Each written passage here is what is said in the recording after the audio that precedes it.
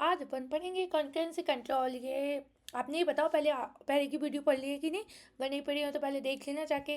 बाकी आज अपन ये देखेंगे कि कंकरेंसी कंट्रोल में कौन कौन सी प्रॉब्लम होती है और इसका सॉल्यूशन क्या है, सॉल्व कैसे करते हैं।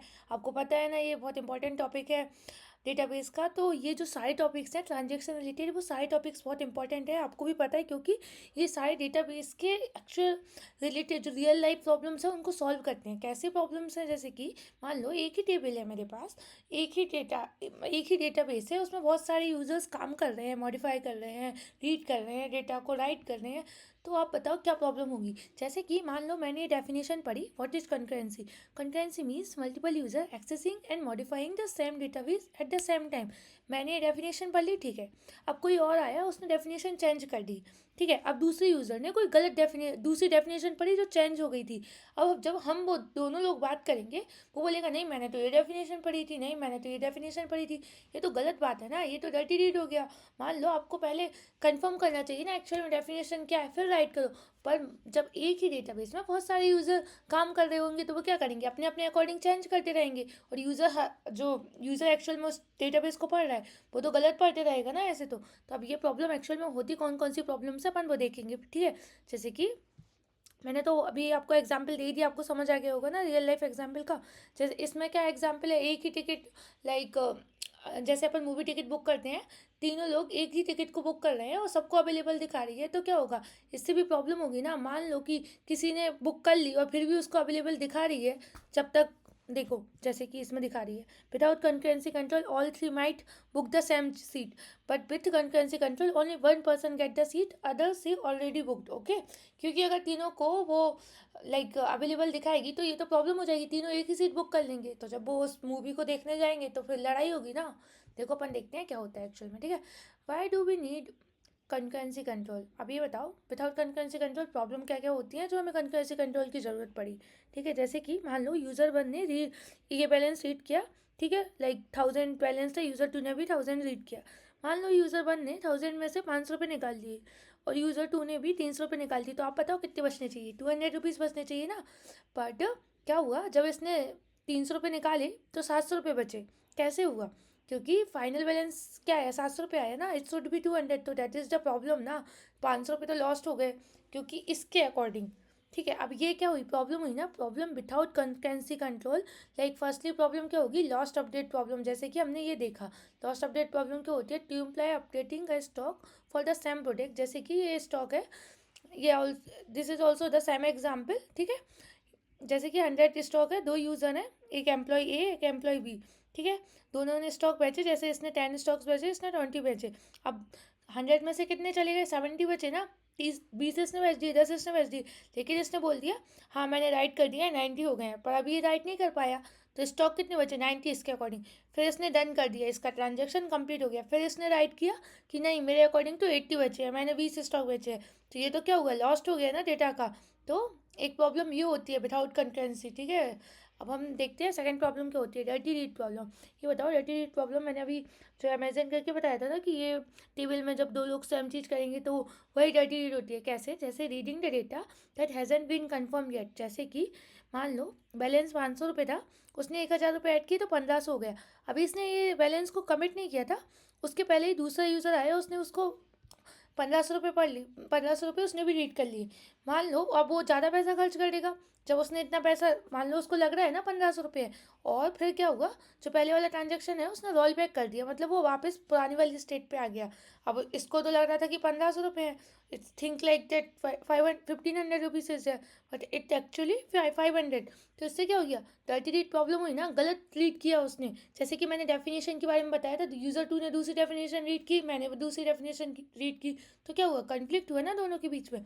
यही होता है डर्टी रीड प्रॉब्लम। एक और प्रॉब्लम होती है that is the non repeatable read problem. अभी बताओ नॉन रिपीटेबल रीड प्रॉब्लम क्या होती है। जैसे कि same query giving the different result in a one report. मान के चलो मैंने कोई रिपोर्ट बनाई, अब वो रिपोर्ट पहले कुछ और रिजल्ट दे रही थी, वही रिपोर्ट दूसरे टाइम पे कुछ और रिजल्ट दे रही है, तो ये गलत बात है ना, that is the non repeatable read problem. जैसे कि यहाँ पे कोई रिपोर्ट स्टार्ट हुई, ठीक है, उसने 1000 रुपीज़ रीड किए, ठीक है। अब न्यू यूज़र आया, ट्रांजेक्शन भी उसने 500 रुपीज़ ऐड करके उसको कमिट कर दिया। इसने बताया नहीं था, इसने उसी क्वेरी को फिर से चलाया, सेम रिपोर्ट आई, ठीक है। अब इसने जब 1500 रुपीज़ ऐड करिए तो कितने हुए 1500। अब इसने फिर से रीड किए, जब इसने सेम रिपोर्ट दिखाई थी तब उसको 1000 दिखा था, जब उसने उस चीज़ को रीड किया क्योंकि इसने 500 रुपीज़ बढ़ा दिए तो क्या आया, डिफरेंट फ्रॉम T2। लाइक जब इसने पहले रीड किया था तो क्या आया था 10,000 रुपीज़ ना, जब इसने फिर से उसी रिपोर्ट को रीड किया तो 10,500। ये तो गलत बात है ना, ऐसे तो उसकी जो डेटा वो जिस पे भी काम कर रहा है वो तो गलत रिपोर्ट देगा। यही होता है नॉन रिपीटेबल रीड प्रॉब्लम, ठीक है। समझ आया ना। एक्चुअल में सेकंड प्रॉब्लम होती क्या है, same query return the different result in a one transaction. Report so 10,000 in one section, 10,500 in another section. Report is inconsistent and confusing, ठीक है। Can't trust the data for business decisions.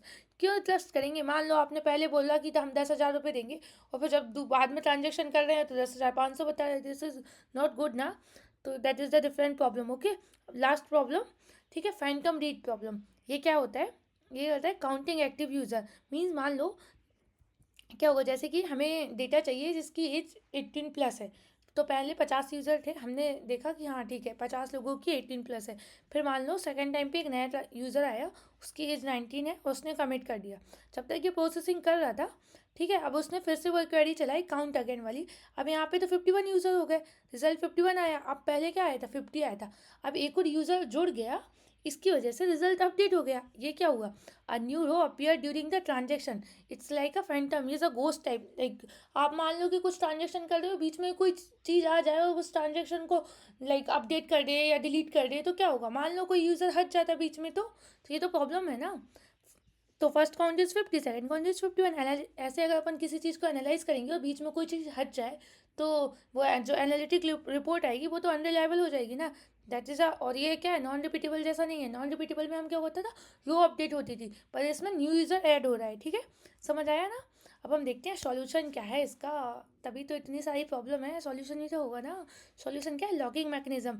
Locking mechanism मतलब जैसे कि putting a do not disturb sign on a data so only one user can modify at the same time. अब हम ये do not disturb का कैसे sign लगाएंगे, तो उसके लिए हम ये लॉक यूज़ करते हैं। एक होता है शेयर्ड लॉक, एक होता है एक्सक्लूसिव लॉक, ठीक है। तो कैसे होता है, जैसे कि जब हमको किसी डेटा को रीड करना हो तो हम ये लॉक ले लेते हैं, ठीक है, जिससे multiple user can read the same data.